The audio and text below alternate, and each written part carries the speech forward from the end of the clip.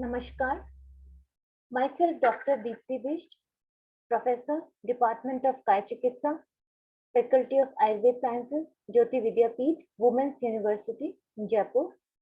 Today in this class for BMS fourth year students, the topic I am going to discuss is tuberculosis. Today we will study about immunology, etiopathogenesis, then clinical features, then the organ involved by this disease, differential diagnosis regarding tuberculosis, and in the last, management plan of tuberculosis. So let's begin with the introduction of tuberculosis.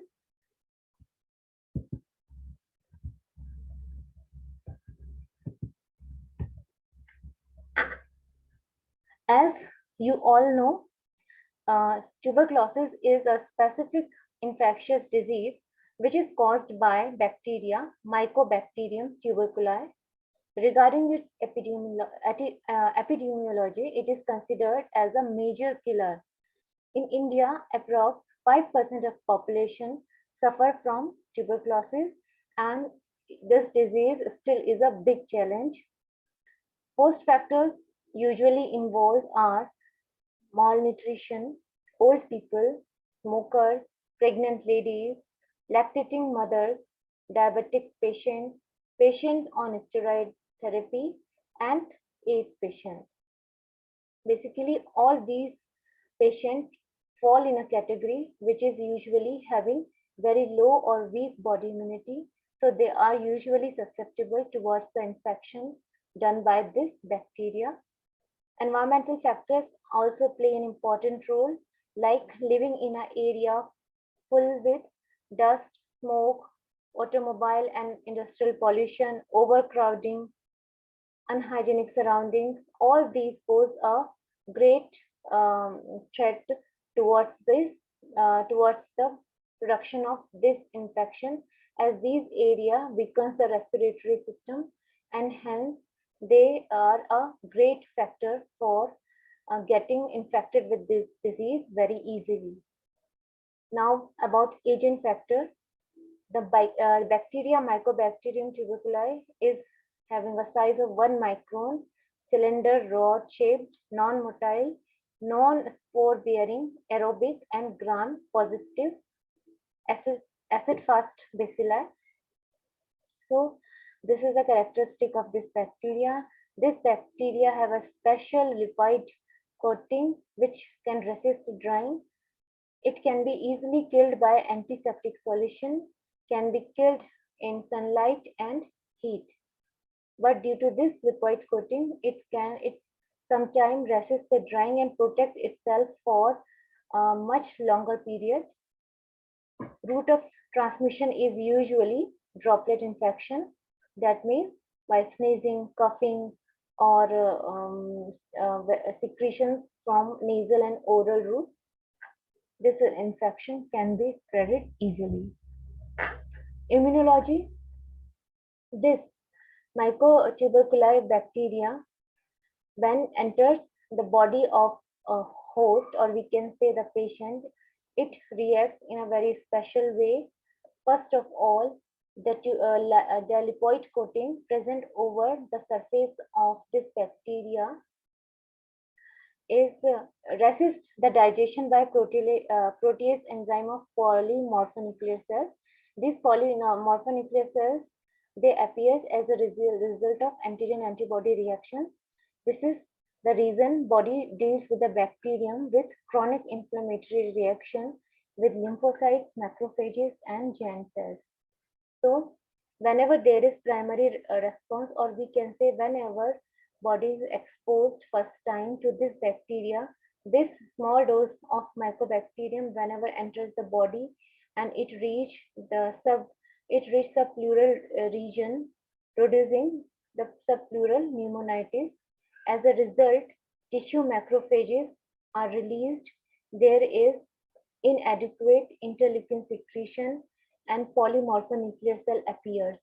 These cells engulf mycobacterium trying to kill this, but due to its lipoid coating, this bacteria resists the attack by polymorphonuclear cells and get multiply inside polymorphonuclear cells.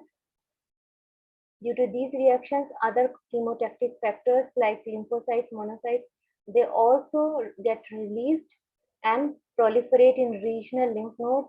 As a result, the regional lymph nodes get enlarged. So here a kind of granuloma is formed on the affected area or affected tissue.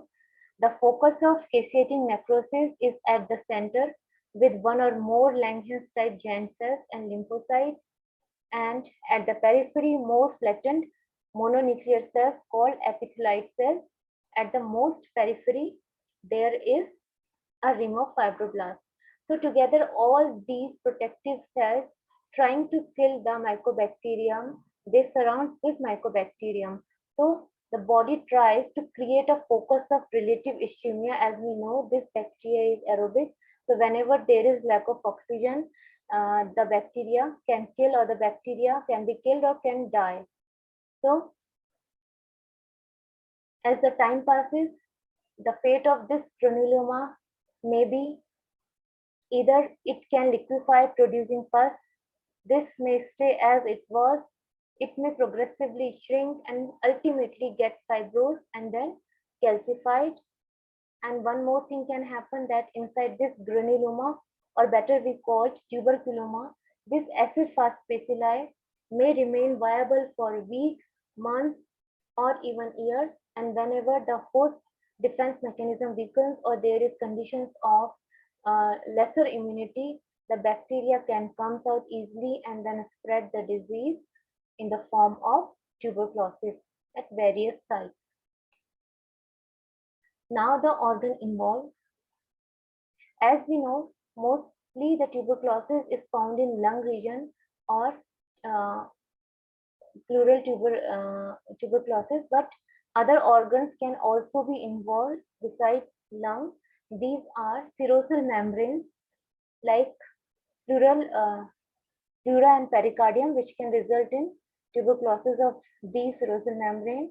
In CNS, there may be formation of tuberculomas, or there may be tubercular meningitis, that is inflammation of meninges with the infection of this bacteria.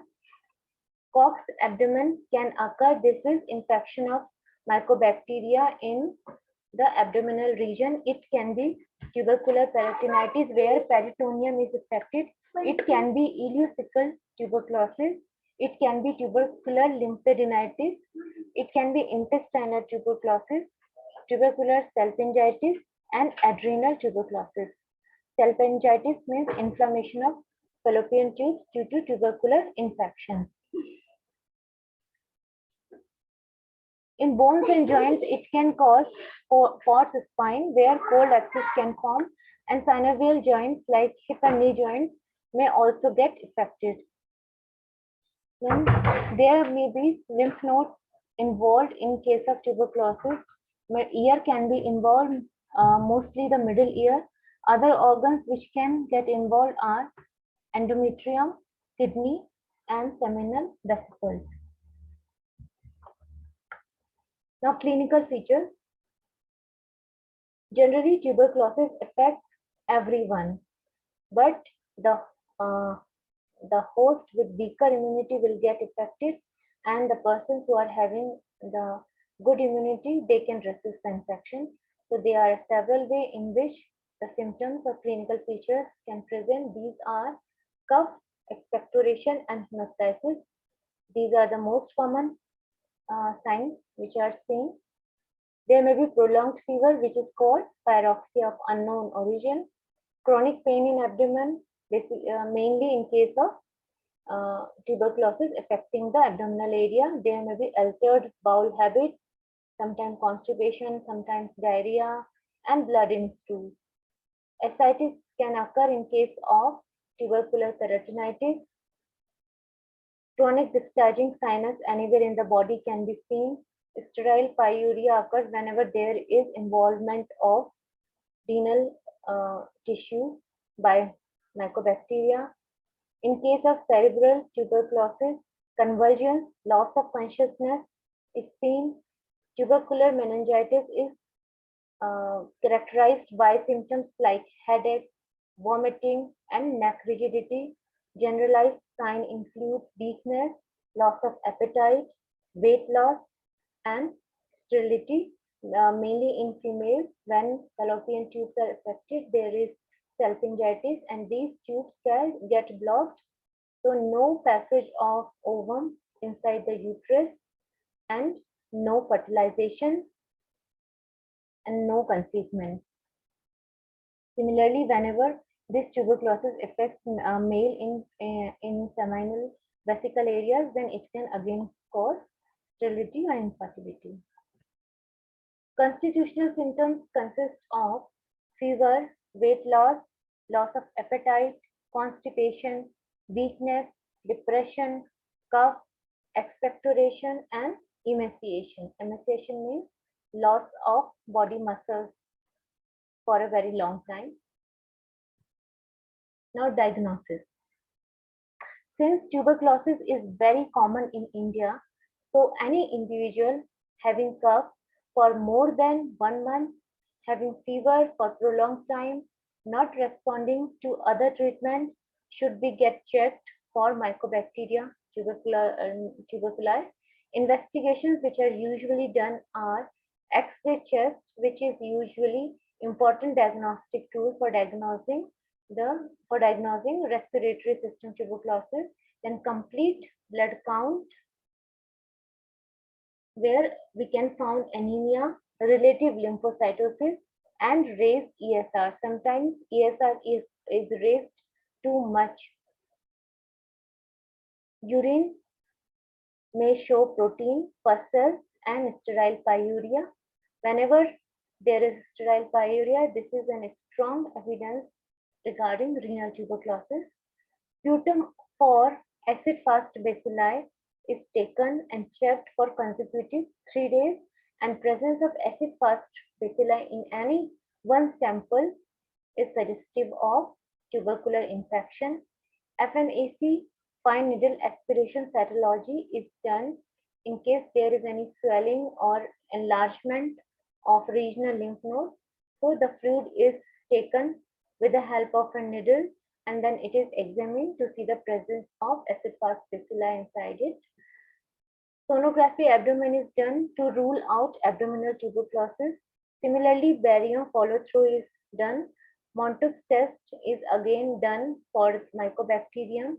ELISA test is a short test, which is usually done for tuberculosis for a sure result.